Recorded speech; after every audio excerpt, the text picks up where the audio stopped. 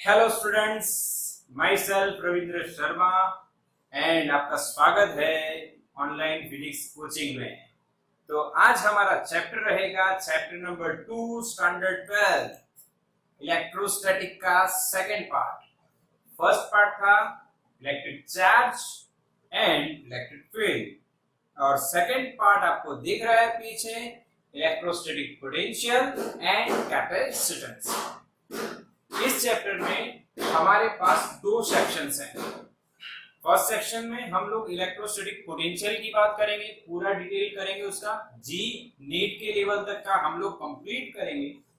Second part जो most IMP है उसका नाम है कैपेसिटेंस, ये भी हम पूरा का पूरा सेकंड पार्ट में लेंगे। तो यहाँ पे हमारे पास दो पार्ट रहेंगे, पोटेंशियल वाला पार्ट एंड कैपेसिटेंस वाला पार्ट। क्लियर है बिल्कुल? ओके, तो चलो स्टार्ट करते हैं। चैप्टर 2 बहुत ही इंटरेस्टिंग चैप्टर है, बहुत ही बढ़िया है। आप पढ़ भी चुके हो, पोटेंशियल यानी वोल्टेज 10th में आ चुका है। तो स्टार्ट ओके, तो चलिए पहली जो एनसीईआरटी में हमारा टॉपिक रहता है वो है इंट्रोडक्शन। ओके, अब ये जो बेटा इंट्रोडक्शन टॉपिक है इसमें हमें क्या दिया है? तो इंट्रोडक्शन जो टॉपिक है उसमें हमारे साथ डिस्कशन में जो बेसिक टॉपिक फंडामेंटल टॉपिक है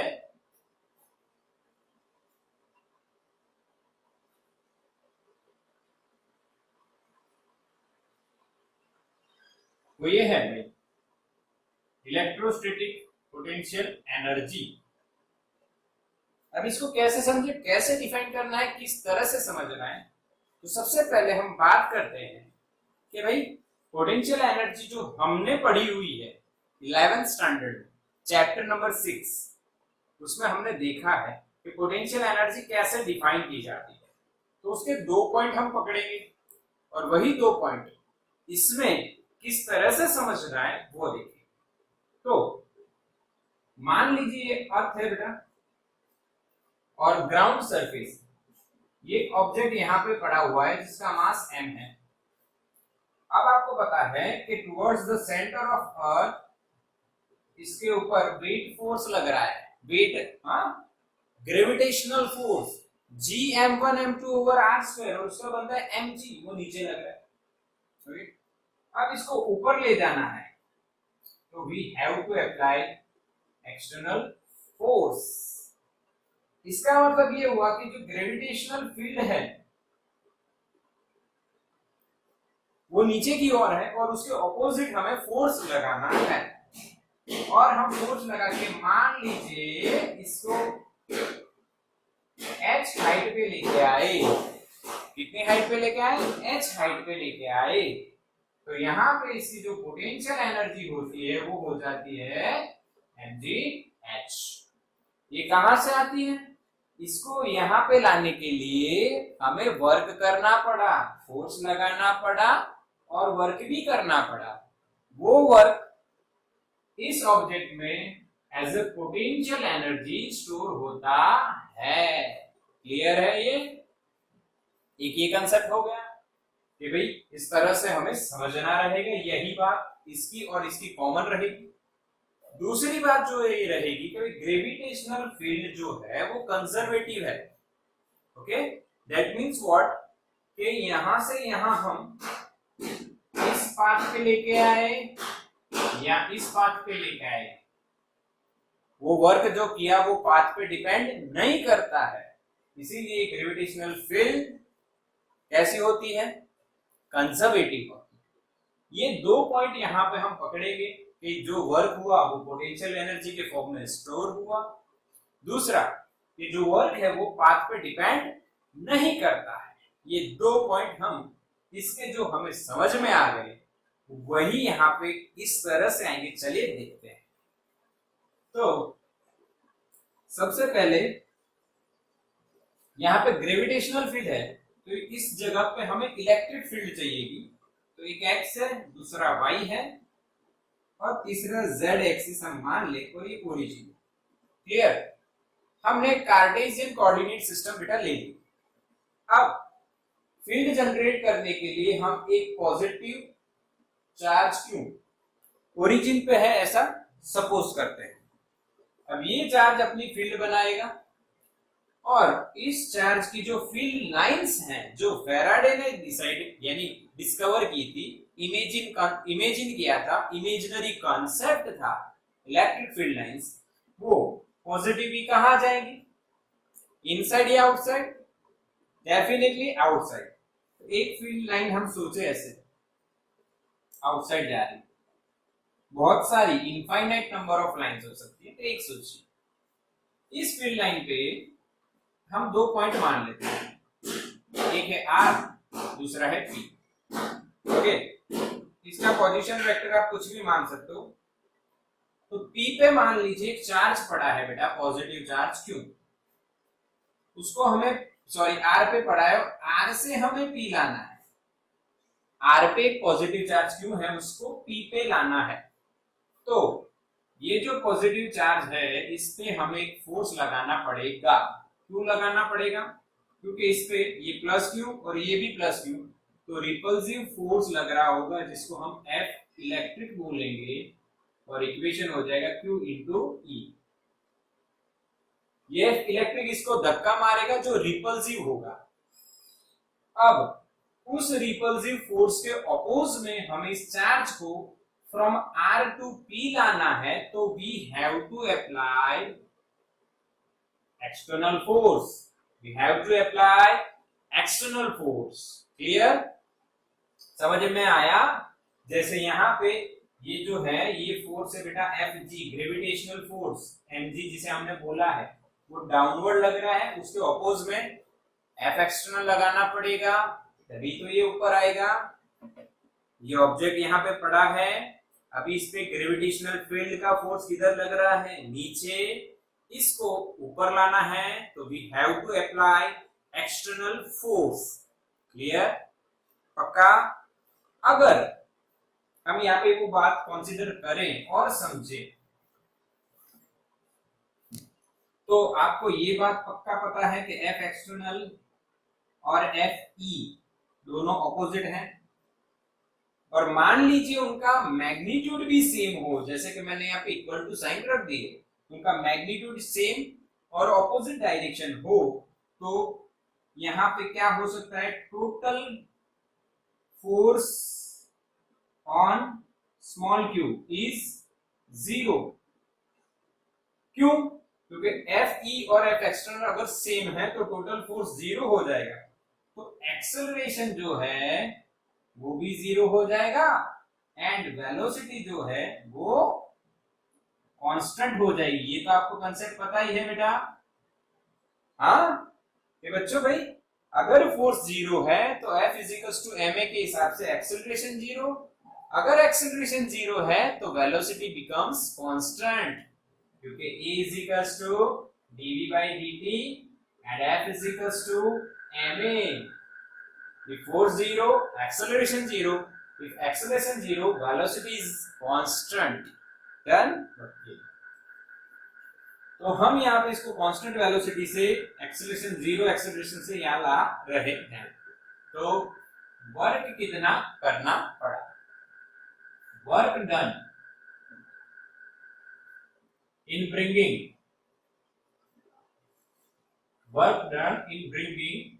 small q charge from R to P, R से P लाने के लिए कितना वर्क करना पड़ा?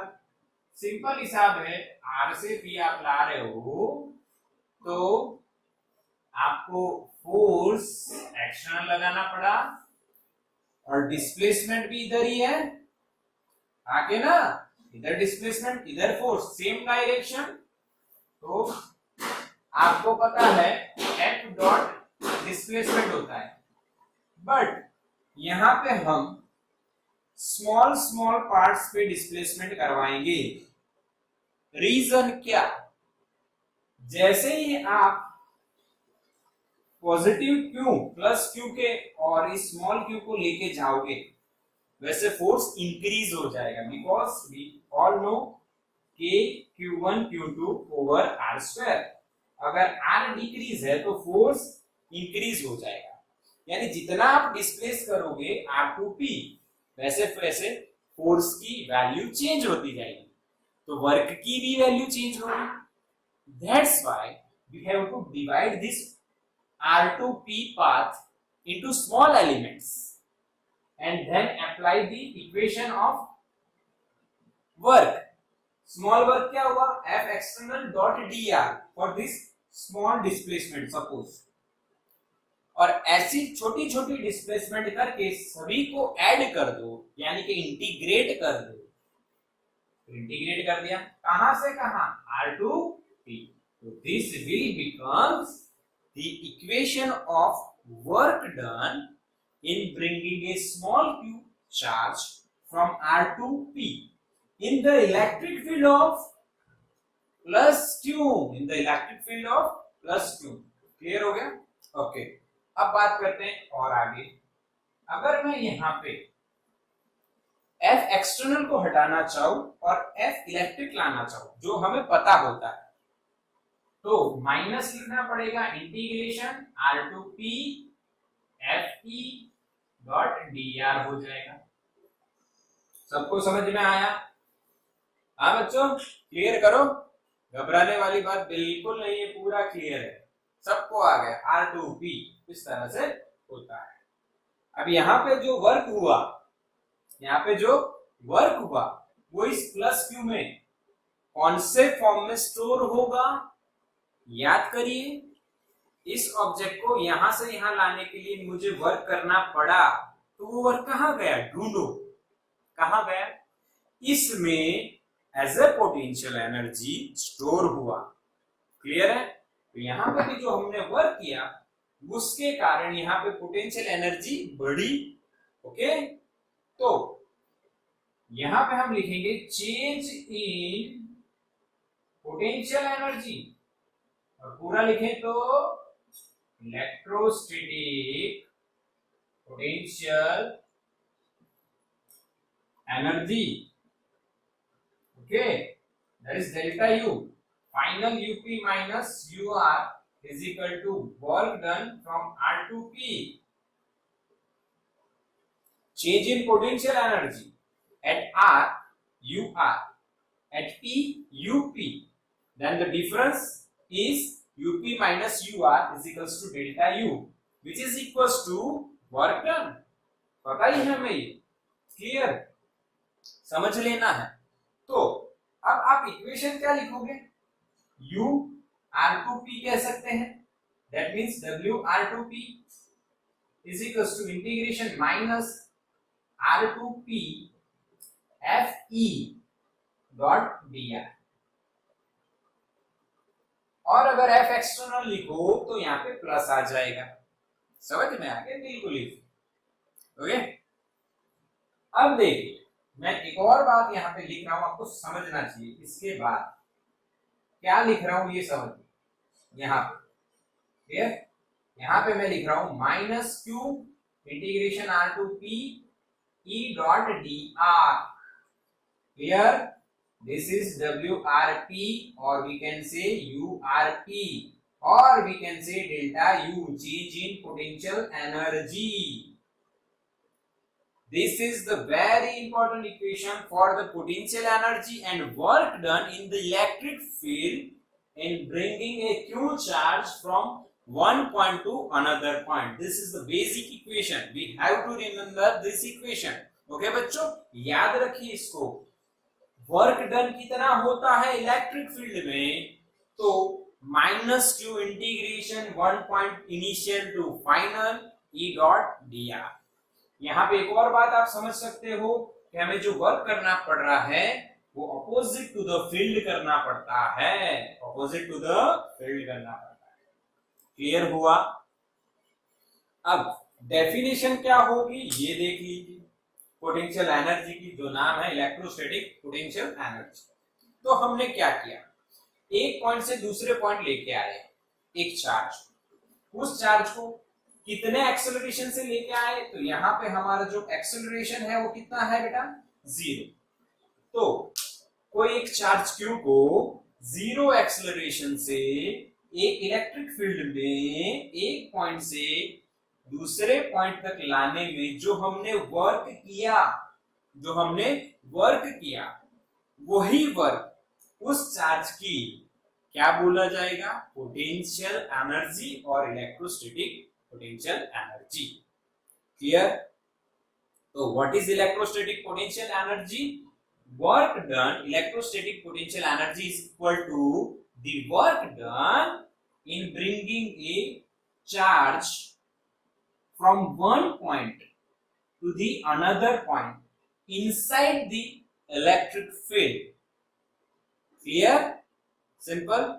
और एक वर्ड आप इसमें ऐड कर सकते हो, into the opposite direction of the field. That's why here minus. खत्म।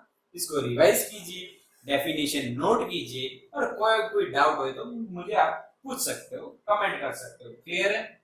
चलो अब एक और बात, इसमें छोटी सी आप स्क्रीनशॉट ले लीजिए बेटा।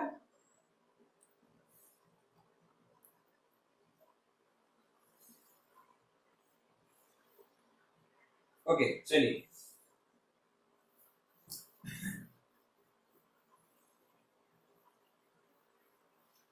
अब जो प्योर डेफिनेशन है वो क्या है? ये जो डेफिनेशन थी वो भी डेफिनेशन ही है, बट एक और डेफिनेशन बनती है कि जिसमें जो चार्ज है वो कहां से लाते हैं, तो इनफाइनाइट से लाते हैं। कहां से लाए बेटा? इनफाइनाइट से P पॉइंट तक लाते हैं। तो अब डेफिनेशन क्या होगी कि what is potential energy at P? What is potential energy at P? This is simple work done in the electric field in bringing a charge q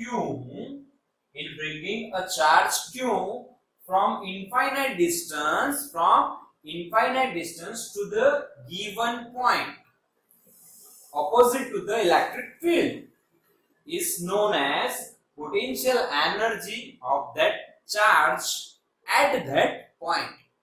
यहां पे पॉइंट है यूपी। इस डेफिनेशन को रिवाइज करके आप बार बार रिवाइज कीजिए और देखिए, लिखिए, अच्छी डेफिनेशन है, समझ जाओ। तो यहाँ पे आएगा इनफाइनाइट टू पी, और इक्वेशन बनेगा infinite to P F external dot dr। अगर एफ ही लिखा तो आएगा इनफाइनाइट टू पी, बट आगे आएगा माइनस, और अगर आपने एक और इक्वेशन लिखा तो यहां पे आएगा E डॉट dr। ये सारे इक्वेशन एक कंसेप्ट डेवलप करते हैं, कुछ रट्टा नहीं लगाना है। एक्सटर्नल फोर्स है तो प्लस आया, क्योंकि डिस्प्लेसमेंट और फोर्स दोनों सेम डायरेक्शन में है। इलेक्ट्रिक फोर्स लिखोगे तो माइनस आया, क्योंकि इलेक्ट्रिक फोर्स इधर और डिस्प्लेसमेंट इधर है, इसलिए माइनस आ रहा है। और Fe की जगह Q इंटू E होता है, ये लास्ट इक्वेशन। तो ये हो गई definition and the basic equation, और इसमें बच्चों आपको ये जरूर से याद रखना रहेगा। पक्का? ओके, तो ये डेफिनेशन ऑफ पोटेंशियल एनर्जी और वर्क किस तरह से हम कैलकुलेट करते हैं वो आपको मैंने बताया। अब इसका सेकंड पार्ट क्या होता है वो समझिए। दूसरा हमें ये बताना है कि ये जो इलेक्ट्रिक फील्ड है ये कंजर्वेटिव फील्ड कैसे है। तो यहां पे आप देखिए, एक और बात समझते हैं। ये जो कांस्टेंट एक्सेलरेशन x0 एक्सेलरेशन से हमने मूव किया, उसमें वर्क हमारा r2p क्या लिखा था हमने, up minus ur is equal to r2p f external dot dr। यहां पे जो वर्क आया, work depends on only initial and final position। Work किस पे डिपेंड करता है? ये फाइनल है और ये इनिशियल है, तो सिर्फ फाइनल और इनिशियल पोजीशन पे डिपेंड करता है। इसीलिए क्योंकि ये डिस्प्लेसमेंट है, भाई डिस्प्लेसमेंट का मतलब क्या होता है? Final minus initial. तो depends on only final and initial position, does not depend on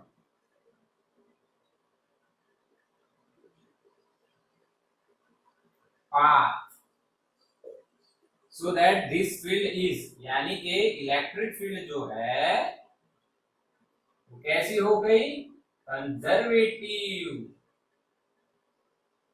यही तो फंडा है भाई, यही फंडा है कि वर्क अगर सिर्फ इनिशियल और फाइनल पे डिपेंड करता है, पाथ पे डिपेंड नहीं करता है, तो ऐसी फील्ड को हमने क्या बोला है, कंजर्वेटिव फील्ड। और यहाँ पे जो फोर्स लगेगा इलेक्ट्रिक फोर्स, वो भी कैसा होगा, कंजर्वेटिव फोर्स होगा। पक्का? ये एक और बात हो गई।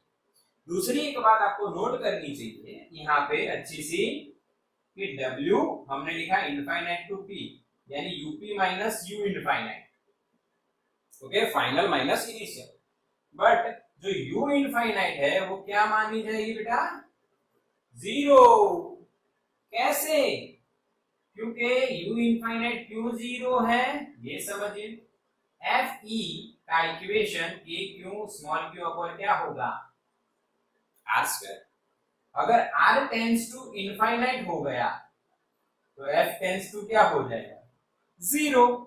जब फोर्स ही जीरो होगा तो पोटेंशियल एनर्जी का जो इक्वेशन है जिसमें फोर्स आता है, इलेक्ट्रिक लिखोगे तो माइनस आएगा, वो फोर्स ही जीरो है, तो वर्क और पोटेंशियल एनर्जी दोनों जीरो हो जाएगी। इसीलिए W इनफाइनाइट टू P हम सिर्फ क्या लिख सकते हैं, डन। स्क्रीनशॉट ले लीजिए बेटा। यहाँ पे सारा कंसेप्ट हमने डेवलप कर दिया है ज्यादातर। चलिए, ओके। अब इसमें और एक लास्ट बात इसमें समझ लेते हैं। आइए, क्या बात समझना है, तो आपने क्या क्या जाना ये बात समझिए।